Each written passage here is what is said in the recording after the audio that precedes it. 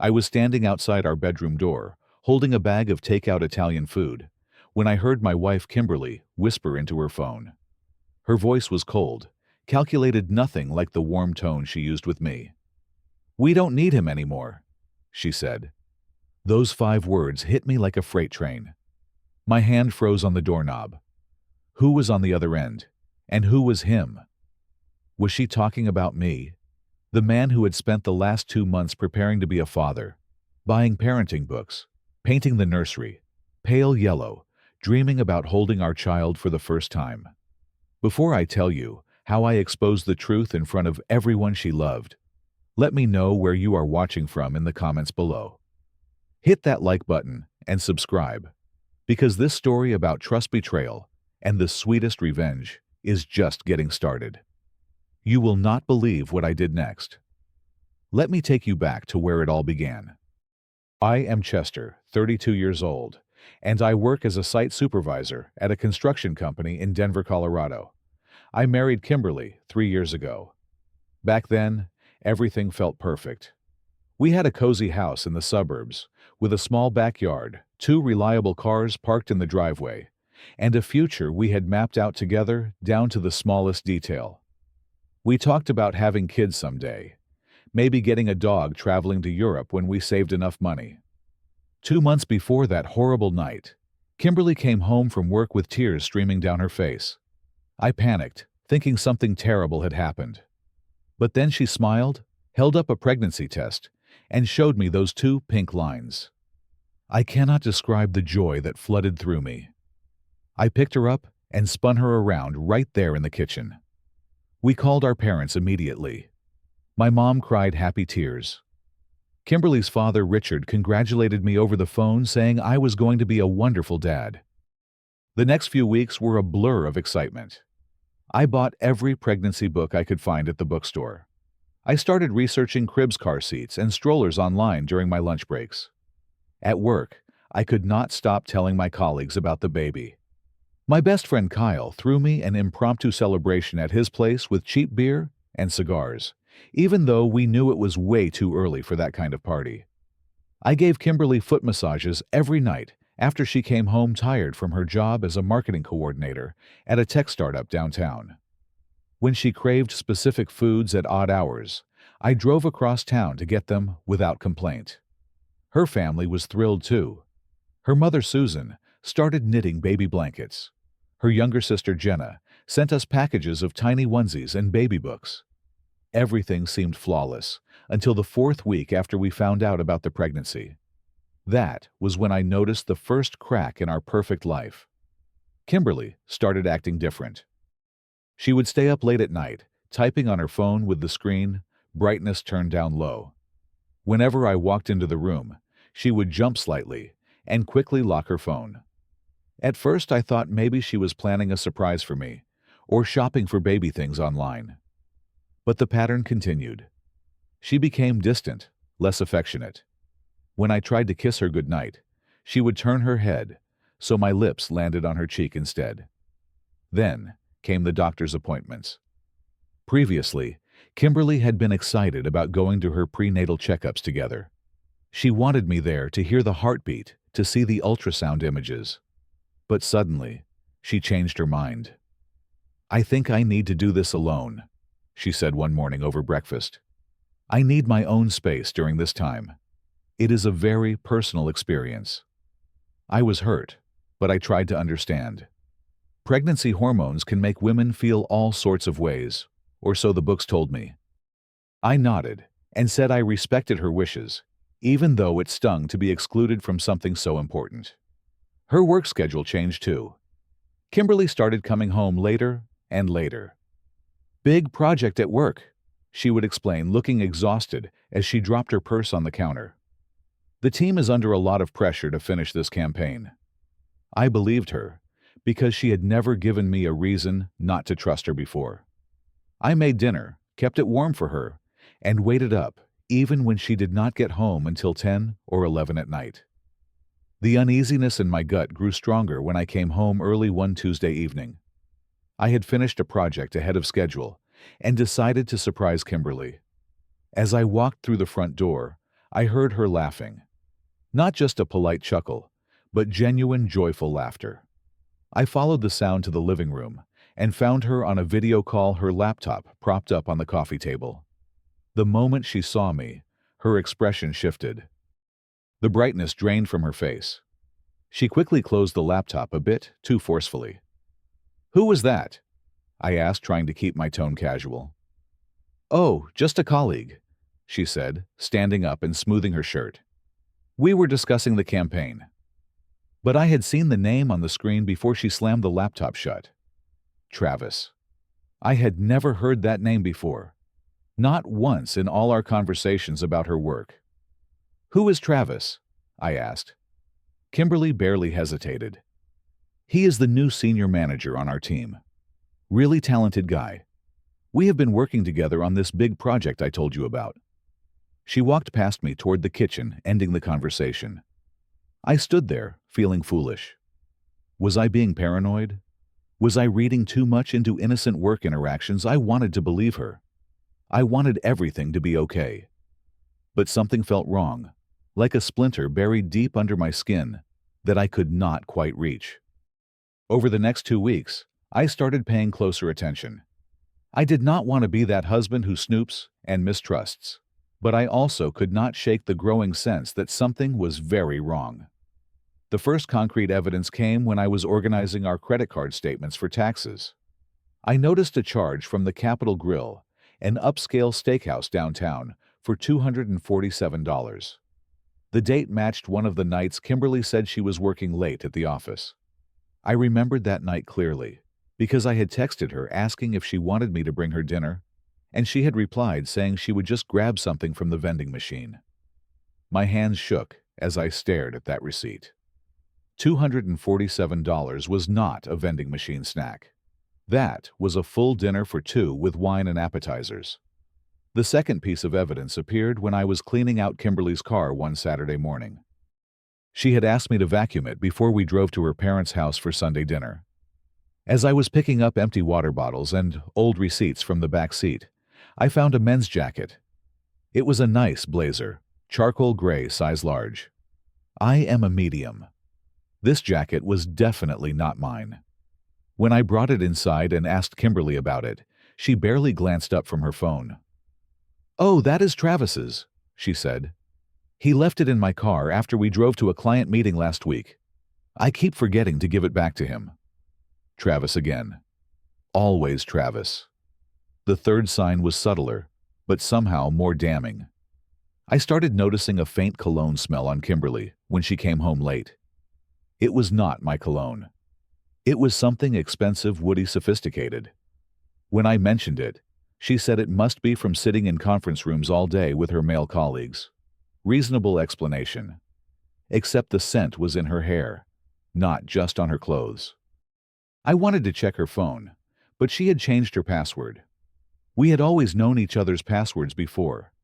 It was never about control or mistrust. It was just convenient, like when one of us needed to check a text while the other was driving. But now, her phone was locked behind a code I did not know, and asking about it would reveal that I was suspicious. Sleep became difficult. I would lie awake at night, listening to Kimberly breathe beside me, wondering if she was dreaming about someone else, wondering if the baby growing inside her was even mine. The thought made me feel sick, but once it entered my mind, I could not shake it loose. Then came the night that changed everything. I had been working on a project that wrapped up early. Instead of staying late like I usually did, I decided to surprise Kimberly with her favorite pasta from Angelina's, a little Italian place she loved. I picked up fettuccine alfredo with grilled chicken garlic bread and tiramisu for dessert. The whole drive home, I imagined her face lighting up when I walked through the door with the food. But when I got home, I heard her voice before I even reached the bedroom. The door was slightly open, just a crack. I could see a sliver of our bed, could hear her talking on the phone. I should have announced myself. I should have walked in. But something made me stop and listen. "I told you, he does not suspect anything," Kimberly said. Her voice was low, intimate, the way she used to talk to me late at night. A male voice responded through the speaker. I could not make out every word, but I heard enough.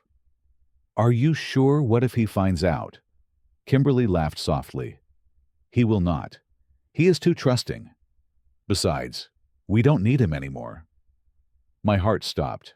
My fingers went numb. The plastic bag with the Italian food slipped from my hand and hit the floor with a dull thud. What about the baby? The voice asked. Travis. It had to be Travis. The baby is ours, Travis, Kimberly said. I will figure out how to tell him. Just give me time. The world tilted. I felt like I was falling even though I was standing still. The baby was not mine. The child I had been dreaming about preparing for loving before it was even born was not mine. The noise of the bag hitting the floor must have alerted Kimberly, because suddenly the bedroom door swung open. She stood there, phone still in her hand, her eyes wide with shock. Chester, I can explain. She started, but I did not want to hear it. I turned and walked out of the house. I got in my truck and drove. I did not know where I was going. I just needed to be anywhere but there. I ended up at Kyle's apartment at 11:30 at night, tears streaming down my face, barely able to explain what had happened. Kyle listened to everything. Then he said what any good friend would say. You need to confront her. Get proof. Do not let her gaslight you into thinking you misheard or misunderstood. But I did not want to just confront her. I wanted the truth to come out in a way she could not deny, could not spin, could not explain away. I wanted everyone who loved her, everyone who thought she was this perfect wife and mother-to-be, to see who she really was. That night, lying on Kyle's couch, staring at the ceiling, the idea came to me. It was bold. It was dramatic. It was exactly what I needed. I would wait until the baby was born. I would get a DNA test done secretly. And then I would organize a gender reveal party, invite her entire family, all her friends, everyone who mattered to her. And instead of revealing the gender with blue or pink smoke, I would reveal the truth. I would put the DNA test results on the projector for everyone to see. The next morning, I drove home. Kimberly was in the kitchen, her eyes red from crying. Chester, please let me explain, she begged. I held up my hand. I am sorry for leaving like that, I said, forcing my voice to stay calm. I was just stressed about work. Let us focus on our baby. She looked confused, but relieved. She hugged me, and I hugged her back, even though it felt like embracing a stranger. From that moment on, I played the role of the loving, supportive husband, while quietly planning her exposure. The next 3 months were the longest of my life. I continued to care for Kimberly, to attend the prenatal appointments she finally let me come to paint the nursery and assemble the crib. All while knowing the child was not mine. All while watching her lie to my face every single day. Kimberly grew bolder with Travis. She stopped trying to hide the late-night phone calls. She would talk to him right in front of me, laughing at his jokes, her hand resting on her growing belly. She probably thought I was too stupid or too trusting to notice. Maybe she thought I would never leave her, that I was too invested in the idea of being a father to walk away. When the baby was born on a rainy Thursday morning in April, I was there in the delivery room. I held Kimberly's hand as she pushed. I cut the umbilical cord when the doctor handed me the scissors. I looked down at the tiny screaming infant and felt nothing. No connection, no joy, just a cold, hollow ache. The baby had light blonde hair. Kimberly and I both have dark brown hair. The nurses commented on it, joking about recessive genes. I smiled and nodded, but inside I was taking note of every detail. The shape of his nose, the set of his eyes, the way his ears stuck out slightly. Nothing about this child looked like me. When the nurses were busy cleaning up and Kimberly was resting, I took a cotton swab and gently rubbed it inside the baby's cheek. I slipped the swab into a sterile bag I had brought in my jacket pocket. Later that day, I stopped at a private lab on my way home from the hospital. I submitted my DNA sample and the baby's for paternity testing. I paid extra for expedited results. 7 days later, an email arrived. I opened it alone in my truck during lunch break. The words on the screen blurred as my eyes filled with tears. Probability of paternity 0%. Chester Brennan is excluded as the biological father. I sat there in the parking lot of the construction site, staring at my phone, crying silently. Part of me had hoped I was wrong. Part of me had wanted the test to come back positive, to prove that my suspicions were just paranoid delusions. But now, I had undeniable proof. Everything Kimberly and I had built together was a lie. That night, I told Kimberly I wanted to throw a party. A gender reveal party. I said, even though we already knew we had a son, I know it is a little late, but I want to celebrate with everyone. Make it a big thing. Invite your whole family. Kimberly hesitated. I could see the doubt in her eyes. But refusing would seem strange, suspicious. So she agreed. I spent the next 2 weeks planning the party. I called Kimberly's parents, Richard and Susan. I invited her sister Jenna and her husband. I reached out to her aunts, uncles, cousins, about 15 people from her side. I also invited Kyle and a few of my close friends. I wanted witnesses. I rented a projector and a large screen. I ordered a cake decorated with question marks in blue and pink frosting. I bought decorations, blue and pink balloons, streamers, the whole setup.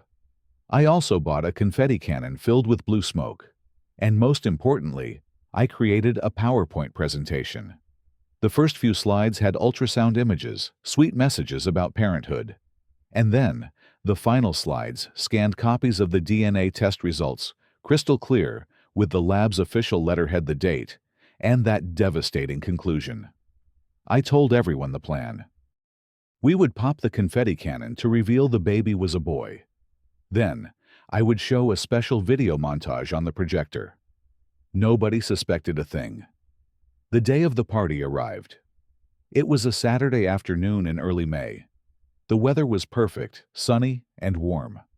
I set everything up in our backyard. Tables with food, a drink station, the projector, and screen positioned where everyone could see.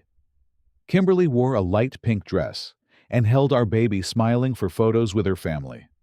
She looked radiant, happy, completely unaware of what was about to happen.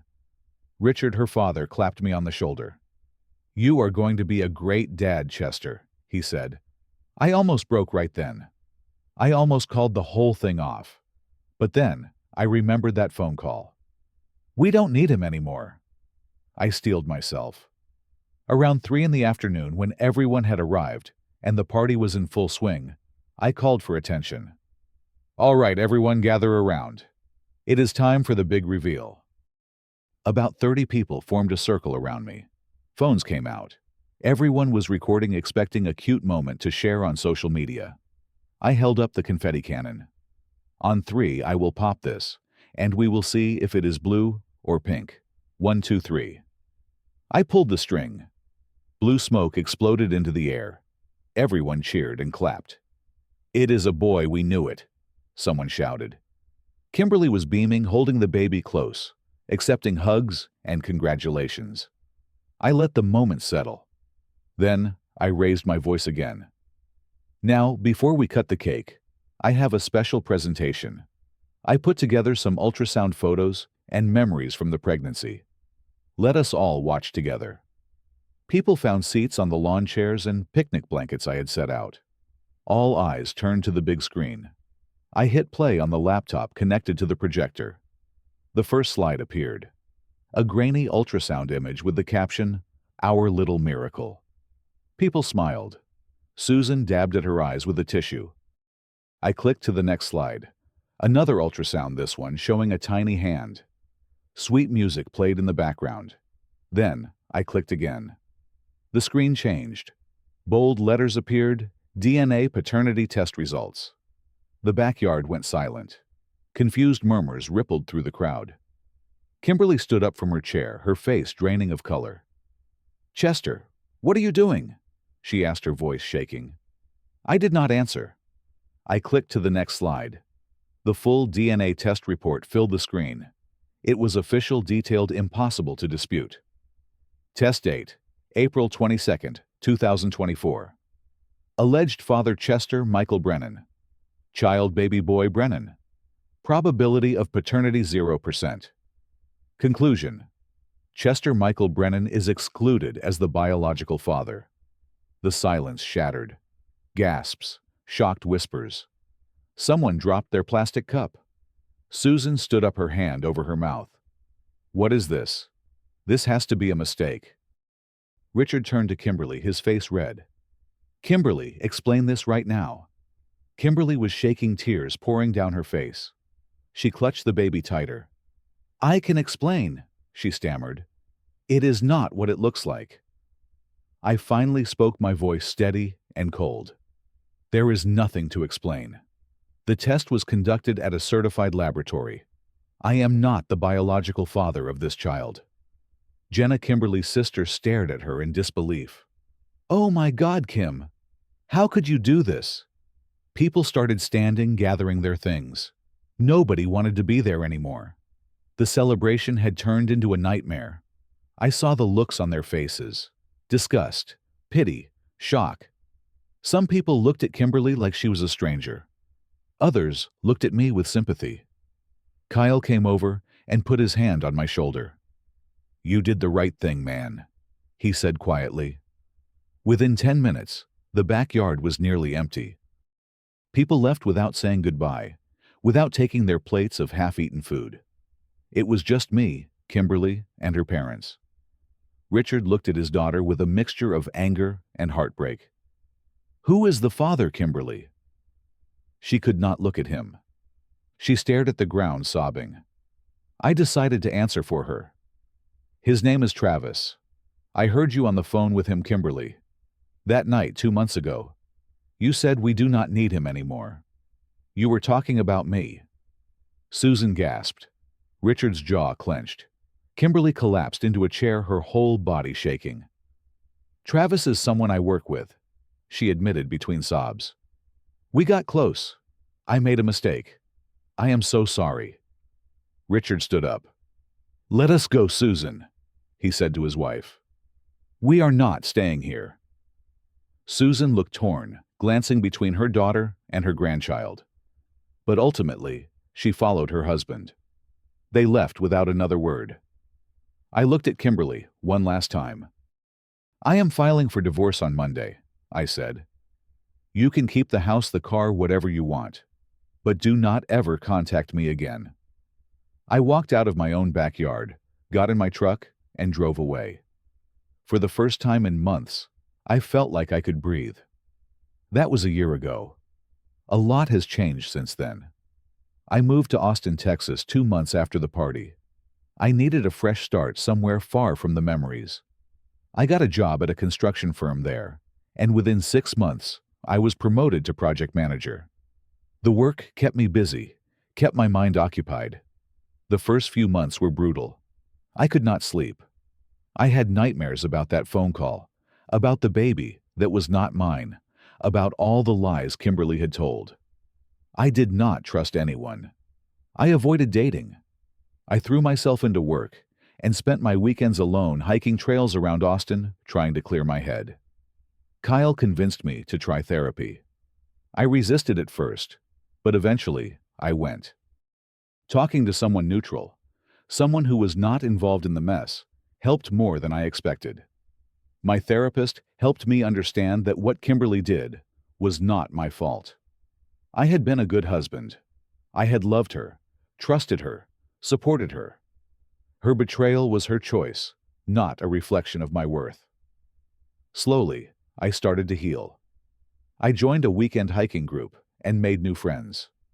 I started sleeping through the night again. The anger faded, replaced by something quieter. Not forgiveness exactly, but acceptance. I stopped hating Kimberly. I just felt sorry for her. Through mutual friends, I heard that Kimberly and Travis broke up 3 months after the party. Apparently, Travis did not want the responsibility of being a father. He cut off contact with her completely. Kimberly is now a single mother, living with her parents. Her friends distanced themselves after the truth came out. Even Jenna barely speaks to her anymore. I do not take pleasure in her suffering. I just feel relieved that I got out when I did. A few months ago, I met someone. Her name is Lauren. I met her through the hiking group. She is kind, honest, and real, in a way I did not think I would find again. I told her everything about Kimberly and the DNA reveal party on our third date. I expected her to run. Instead, she looked me in the eye and said, "You deserved better than that. I am glad you had the courage to walk away." We are taking things slow, but for the first time in a long time, I feel hopeful about the future. Looking back, I do not regret what I did at that party. Some people might say it was cruel to expose Kimberly like that in front of her family. But I needed them to know. I needed them to see the truth, so they would not spend the rest of their lives thinking I abandoned my wife and child for no reason. I needed to reclaim my story. Sometimes the truth hurts everyone in the room, but living a lie hurts you every single day. I chose freedom over comfort, and I have never looked back. If you are going through something similar, remember this. You deserve honesty. You deserve respect. And you deserve to walk away from anyone who cannot give you that. The smoke has cleared, and I can finally breathe again. What would you have done in my situation? Would you have confronted her privately, or exposed the truth publicly, like I did? Drop your thoughts in the comments below. If this story resonated with you, please hit that like button and subscribe to hear more real-life stories about betrayal resilience and finding yourself again. Share this video with someone who might need to hear it. Thank you for listening to my story, and I hope you find the courage to stand up for your own truth, whatever that looks like. Stay strong, and remember that you are worth more than someone's lies.